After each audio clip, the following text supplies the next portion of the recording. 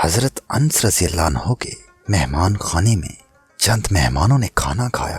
جب وہ کھانا کھا چکے تو حضرت انس رضی اللہ عنہ نے دیکھا کہ دسترخوان سالن وغیرہ لگ جانے کی وجہ سے زرد ہو گیا ہے۔ آپ نے خادمہ کو بلایا اور اسے دسترخوان دے کر فرمایا کہ اس کو جلتے ہوئے تندور میں ڈال دو۔ خادمہ نے حسب حکم ایسا ہی کیا۔ جملہ مہمانوں کو حیرت ہوئی اور دسترخوان کے جلنے اور اس سے دھواں اٹھنے کا انتظار کرنے لگے، لیکن وہ یہ دیکھ کر حیران رہ گئے کہ آگ نے دسترخوان کو چھوا تک نہیں۔ خادمہ نے اسے صحیح سلامت تندور سے نکالا۔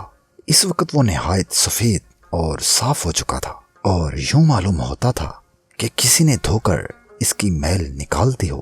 دوست و احباب نے جب یہ ماجرا دیکھا تو حضرت انس رضی اللہ عنہ سے پوچھا کہ اے صاحب رسول اللہ صلی اللہ علیہ وآلہ وسلم، یہ کیا وجہ ہے کہ دسترخوان آگ سے محفوظ رہا اور پھر صاف بھی ہو گیا؟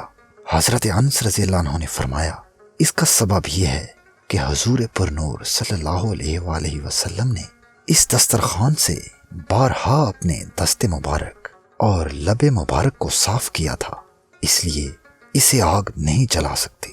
سبحان اللہ۔ مولانا روم رحمت اللہ علیہ فرماتے ہیں کہ اے دل، اگر تجھے آتش دوزخ سے نجات پانے کی فکر ہے تو رسول اللہ صلی اللہ علیہ وآلہ وسلم کا قرب حاصل کر۔ جب آپ صلی اللہ علیہ وآلہ وسلم کے دست مبارک لگنے سے بے جان چیز کو جلنے سے بچا لیا گیا تو جو آپ صلی اللہ علیہ وآلہ وسلم کا عاشق زار ہوگا، جس کی آپ سے نسبت ہوگی، وہ بھلا کیسے جل سکتا ہے؟ پھر مہمانوں نے خادمہ سے پوچھا کہ تو نے بلا تعمل حضرت انس رضی اللہ عنہ کے کہنے پر بغیر سوچے سمجھے دسترخوان کو آگ میں ڈال دیا، کیا تو ڈری نہیں کہ اتنا قیمتی دسترخوان جل جائے گا؟